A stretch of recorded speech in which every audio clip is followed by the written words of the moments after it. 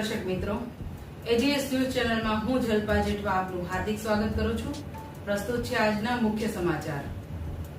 Ahmedabad airport પરથી 4 આતંકવાદીઓ ઝડપાયા. ગુજરાત એટીએસે મૂળ શ્રીલંકન એવા આઈએસઆઈએસના 4 શખ્સની કરી ધરપકડ. સ્લીપર સેલ છે કે નહીં તેની તપાસ શરૂ. અમદાવાદ રાજકોટમાં રેડ એલર્ટ જાહેર. તાપમાનનો પારો 45 ડિગ્રીને પાર રહેવાની આગાહી. ખનન માફિયાઓમાં ચાલી રહેલ વોટ્સએપ ગ્રુપમાં સંવેદનશીલ માહિતીઓ તથા સરકારી અધિકારીઓની જાસૂસી કરનાર ભેજાબાજો હજુ પોલીસના શકંજાની બહાર. સુસ્મિતા સેને યાદ કર્યો સોનેરી સમય. આજથી 30 વર્ષ પહેલા 21 મે 1994 ના રોજ મિસ યુનિવર્સ બનનાર પ્રથમ ભારતીય મહિલા.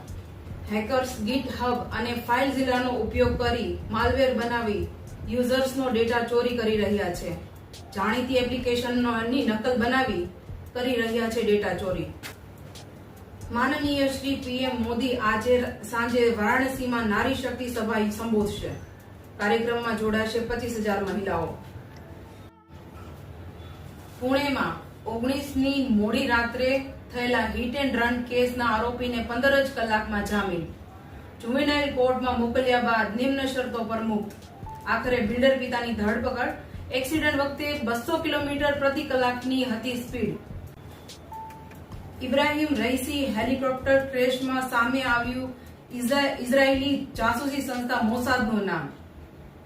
ઇબ્રાહિમ રઈસીના મોત બાદ નવા રાષ્ટ્રપતિ અને વિદેશ મંત્રીની નિમણૂક. મોહમ્મદ મોહબરની નવા રાષ્ટ્રપતિ તરીકે નિમણૂક કરાઈ. ઈરાનમાં 5 દિવસનો રાષ્ટ્રીય શોક જાહેર કરાયો. વધુ સમાચારો સાથે ફરી મળીશું. ત્યાં સુધી જોતા રહો એજીએસ ન્યૂઝ મીડિયા.